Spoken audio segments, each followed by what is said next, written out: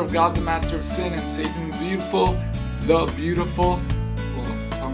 and founder of ChristianWritersBookstore.com. The link will be in the description below. So I've been working on this new project for a few months now, where I get to sit down with Christian authors and bloggers, YouTubers, and just see what they're working on, see how God is using them, what they're doing for the kingdom. I guess it's been a few months, so I shouldn't be calling it a new project. Anyway, I digress.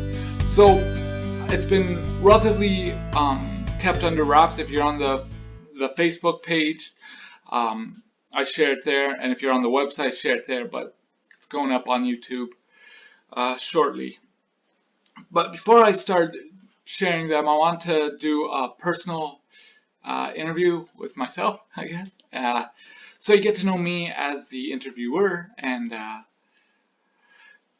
to better understand where I'm coming from. So it's completely unscripted. I do give people like 5 or 6 questions beforehand, but the topic can go any which way, and I like to. It's very conversational in that sense. So question 1, which I ask everyone, is: can you share about your church upbringing and your testimony? My church upbringing, I started going to church when I was around 5. My babysitter was a Christian, and she invited me and my brother and my sister to what is called an Awanas program. I don't know if they still have those, but it's a thing for kids. You play for half the night, and then you memorize scripture for half the night, and then you go home. And so I learned scripture. I learned about Jesus and stuff, and such in that regard. Over time, my family did start going to church, and that is that part of the church upbringing. I was hit by a car when I was 6. However, I was not supposed to survive, but as you can tell, I did. Hit by a car when I was 6. The doctors told my parents that I likely wouldn't make it through the night, which is never pleasant to hear, but that's what he said. But I did make it through the night. They did an x-ray and saw that my neck was broken, so they put me in a coma for 2 weeks, so I didn't move around and damage further. The day of the surgery, the doctor found out that my neck actually wasn't broken, and he came out of the operating room and said to my mother, do you believe in God? Which is never an encouraging thing at that specific time. And my mother said, yes, I do. And the doctor said, well, your God has just done a miracle, because his neck is not broken. So that's an amazing testimony that I like to share. Now, I don't believe I became a Christian until maybe about 20 years later, and I'll get more into that when I discuss my book, because it took a lot more of a study and such. So question 2, how did your car accident affect your faith?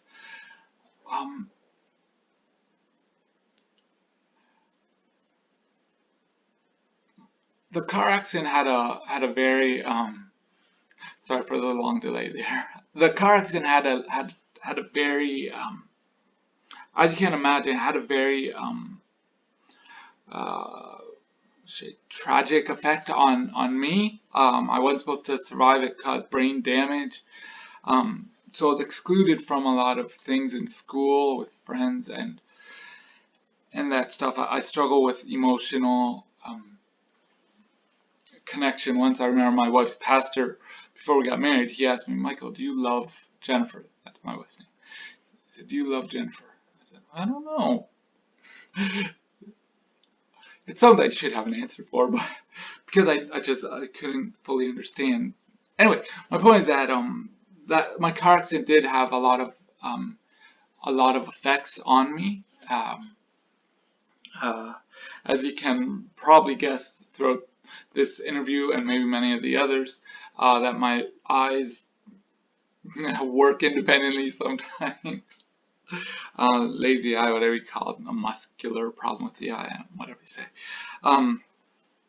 But so the car accident did affect my life, and in effect affected my faith. Is that my faith was in God, but I grew up, let's just say, I grew up with this idea of hyper grace that, oh, live in sin, and God will forgive you, forgive you, forgive you.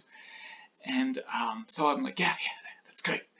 And I got into a lot of stuff, a lot of the trash on the internet and such, and that grew into just relationships, sexual relationships that I regret to this day. But all this stems from the car accident that I would try to build relationships, false relationships, that I was not able to build naturally because of the car accident. Question 3. Can you share on your book titled God, the Master of Sin and Satan the Beautiful? Okay, first the title, God, the Master of Sin and Satan the Beautiful. I know there are people that are listening to this, watching this, and they're like, man, he's such a heretic. How can you say God is the master of sin and say that Satan's beautiful? So this is why I say that I didn't truly become a Christian until about 20 years later when I started writing this book and working on the stuff around this book. I really studied this book. It started out as a small little 27-page scribble kind of thing, but it turned into, I think it's about 126 pages now. But I started with, the Garden of Eden. Why did we have to go through so much hardship in my life, in our lives? So I started with Garden of Eden with some verses, and God created the heavens and the earth in 7 days, and He created man and woman, put them in the garden. Man and woman talk to a snake. They eat a fruit, and then they get kicked out of the garden. So I talk about how how did God, who knows no sin, how did He create this tree of knowledge of good and evil, right? And so that's what I mean by saying God is the master of sin. Is that sex is a beautiful thing, but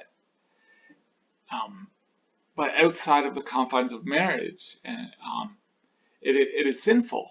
So I talk about, well, how did God know that? So that's what I mean by God is the master of sin. Not that God is really good at sinning, but that God knows these things beforehand. And Satan the beautiful comes from how the devil turns what is wicked, sin, make it beautiful. How did he get Adam and Eve to eat of this fruit in the first place? And I talk about that. Sex, drinking, drugs, all these type of things that are sinful, that are detrimental to the human the human body, I should say. How does He make it seem so attractive to us at that time? So I talk about that, and this is where my faith really started to grow. I started working on a second book, which was called God, the Master of Sin and the 9 Men of Sodom. Now, most people know the story of Sodom and Gomorrah, probably know it incorrectly, but God sends angels down to Sodom and Gomorrah. Lot takes in these angels. All the men of the town come over and say, we want to rape those visitors of yours. Lot says, don't do this. God rains down burning sulfur, and that's the story.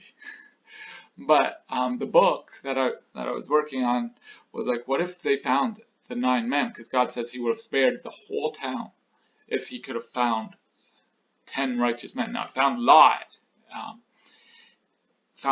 in the town, so He had 9 more to go, and so that was the focus. And I really so as I was reading and studying this book, which I ended up trashing because it came off more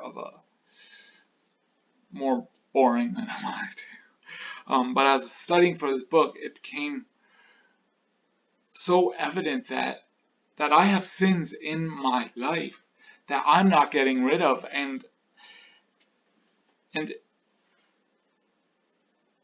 what would have prevented me from being one of those 9 men, or being one of those men that came to Lot's door and banged? And because we see this all throughout all throughout Scripture, maybe not with the same end result of Sodom and Gomorrah's destruction, but we see this over and over again. We see it in the book of Judges when Israel has entered the promised land, but they turn back and they go back to the ways of the idol worshippers in the town, and then they call out to God, God, save us, whatever have we done?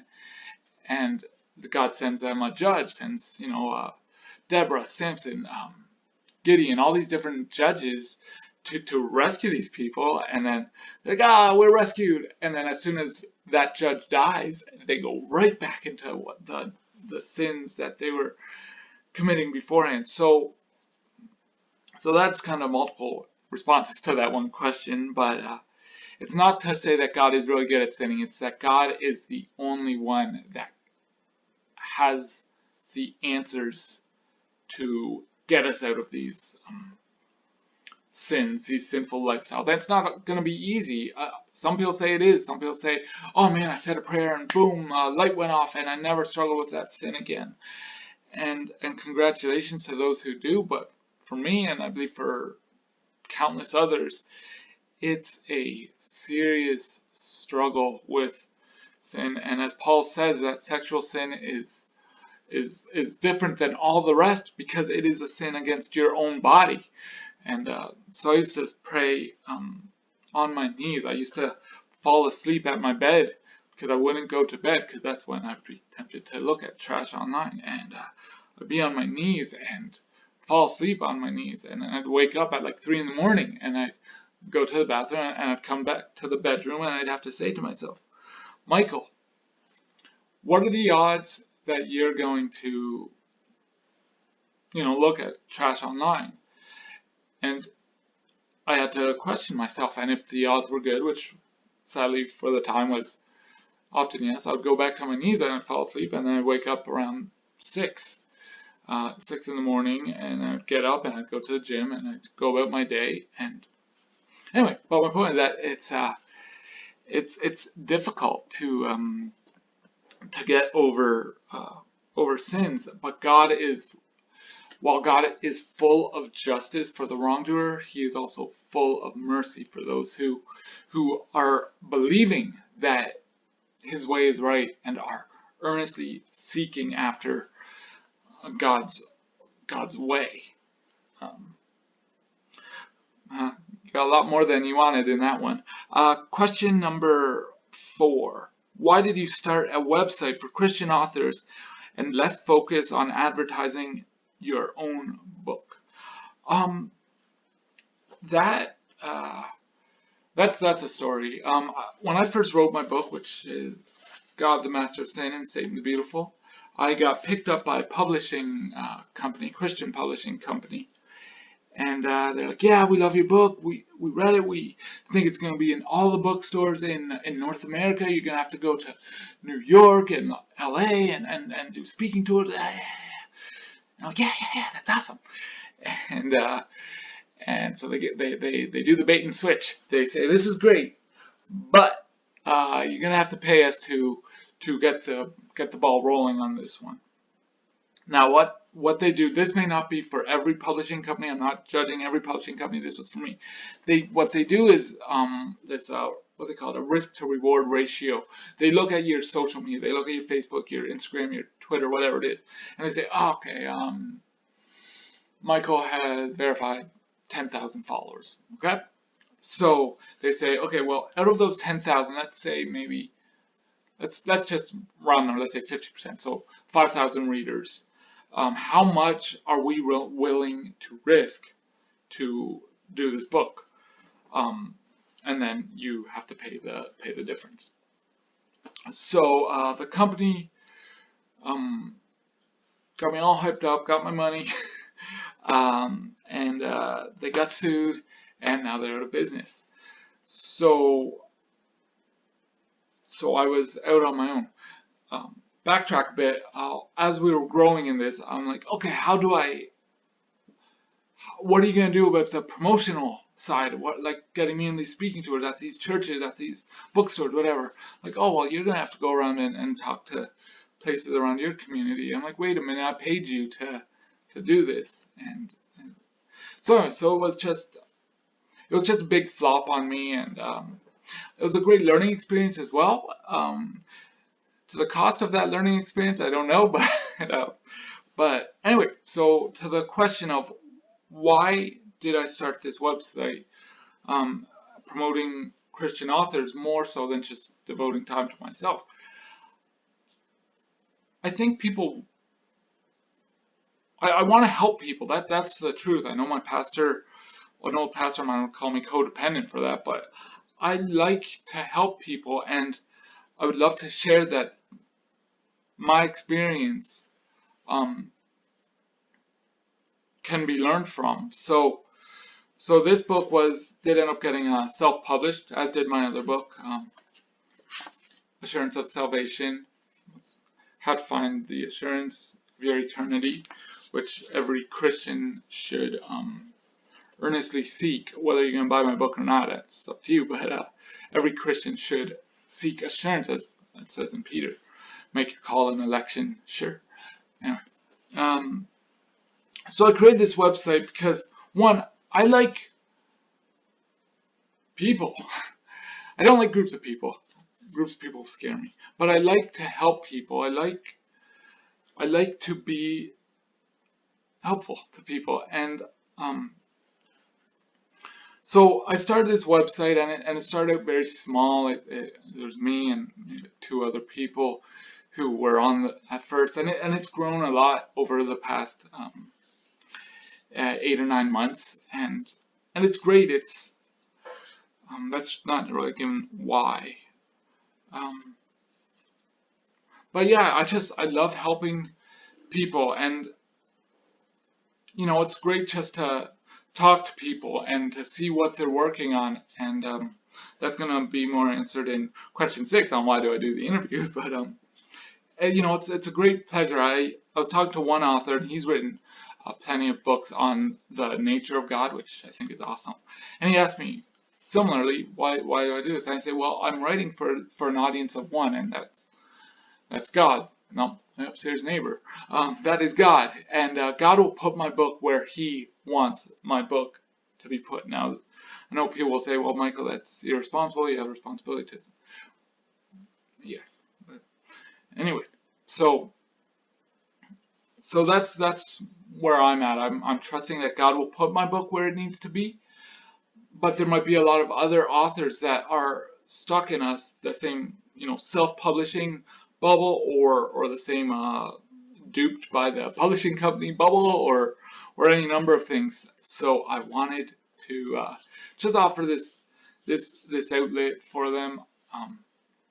Their books are on the website. Some people say no, they don't want the books on the website. That's fine.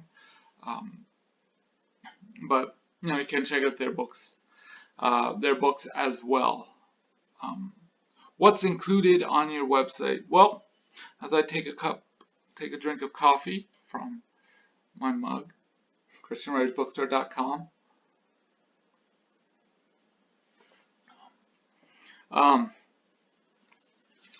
What's included on your website? So as I just showed, merchandise there's some like pre-made merchandise like that, like this shirt. Oh yeah, you can see that. ChristianWritersBookstore.com, the logo right there. So there's some pre-made stuff, and I want to make some more stuff that people can get if they just want to support it. But I also, more for the authors, I wanted to have giveaways. I know that with COVID, with 2020, the giveaways, the speaking tours have been diminished. But having things to give away, having a mug to give away, you're speaking at a store or a church or something, having a raffle for a mug, for a book, for a shirt, so I also set up for custom merchandise. You can put your own picture, your own logo up on it, and I have ideas on what I think would be a great idea, but it's everybody's choice. But anyway, so I wanted to make that merchandise available. I do sell the books on the website. If they have books, I sell them on the website. It's through Amazon affiliate links. So I remember the other, like 2 weeks ago, got a check for $1.05. $1.05. So I took it to the bank, and the banker and I, we had a good laugh at that. That I had such a big check, but I had a check for. Says, do you want the receipt? And I'm like, no, I trust you with my $1.05. Anyway, but my point is that I don't charge. I know that some of the authors say that I should charge for what I do, but I don't. I don't charge for that reason. I want it to be a place of a family, where we can talk, where we can learn, where we can grow together, and it is a true blessing. I don't want to overuse the word blessing. It's a true joy for me to do these videos, to help with these things. So with the merchandise, that one I do get more from, but it is on the lower end of other products of the similar style. What else is included? So you have your writers, and I offer tips for people who have books but they aren't yet published. So I offer tips with the self-publishing route. Blogging, I do. You can set up yourself as a blogger, or you can do guest blogging on the website. Book trailers. I also do book trailers. I know that some people say book trailers are not the big thing, but you know, I paid a lot of money for my 30-second book trailer, which, after doing some for myself and for other authors, I'm like, that was too much. Anyway, I do this stuff. That's included on the website.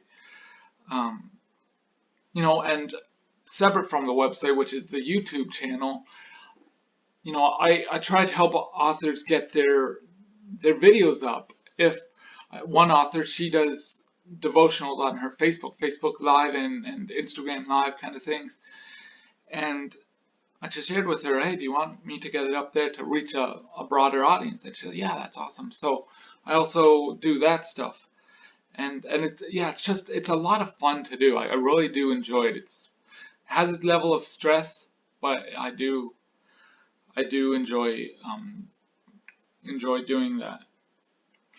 Now on to number 6. Why did you start doing interviews?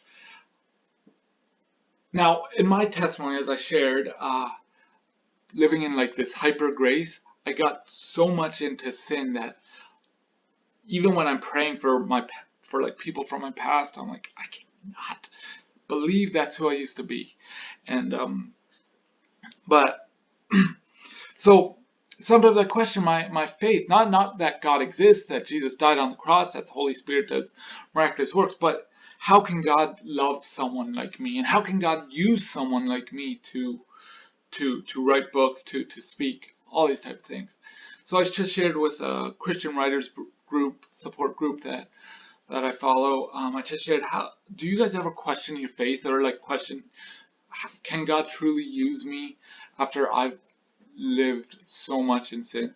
One of the authors commented that we've all had our fall in Babylon, I think.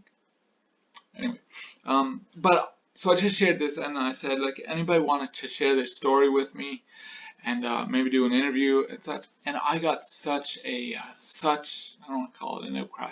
I got such just so many people messaged me saying, yeah, Michael, I know where you're coming from. I definitely love to share my book and my story. And so that's why I always start question 1 and question 2 specifying on faith and church upbringing. And but so that's how the interview started. Is just I wanted to start out this way, and it has just turned into something so much bigger. I did an interview with a woman in Europe. So when I said good morning, it was actually good evening for her, and it's just been a lot of fun. I've talked to people all over the place, and they don't just write. They're doing they do like these people, what's it called, life coaching kind of things, all these other ministry outlets that I'm like, man, am I lacking in what I do. But God has a use for all of us, I believe, so that's okay. So I've been, as I mentioned at the beginning of this, I've been keeping the interviews kind of relatively under wraps, not making it overly public, and but now I want to make it public. Is that I want to. So this one's gonna be first, and then I'm gonna have a weekly, one come out every week, so you're not overly bombarded. If you're on YouTube, be sure to like, subscribe, share with a friend, share with an enemy, share with anybody who will listen. But then you'll get that every week. And other things, like I mentioned, some people will need help sharing their stuff that they've done it on this avenue, but they need it on this one. So I'm trying to help. So you might also get that as well, but it's not. I don't want to spam anyone's folder or any of that nonsense, right? So that's what. So I encourage you to do that. The link again will be in the description below for assurance of salvation, for God the Master of Sin and Satan the Beautiful. Will be in the link in the description below. A link to the Facebook page will be in the description below. And I hope you guys are having a good day. I hope that God is working in you. If you need to want to message me, feel free. And I hope you guys have a good day, and God bless. Bye now. Hey guys, thank you for being with us. I hope you enjoyed this interview. If you'd like to support the author or support ChristianWritersBookstore.com, the link will be in the description below. Also, if you'd like to get some merchandise like this shirt, ChristianWritersBookstore.com, shirts, mugs, we got a whole bunch of stuff. Feel free to check out the merchandise section on the website. Alright, I hope you guys have a good day. God bless. Bye now.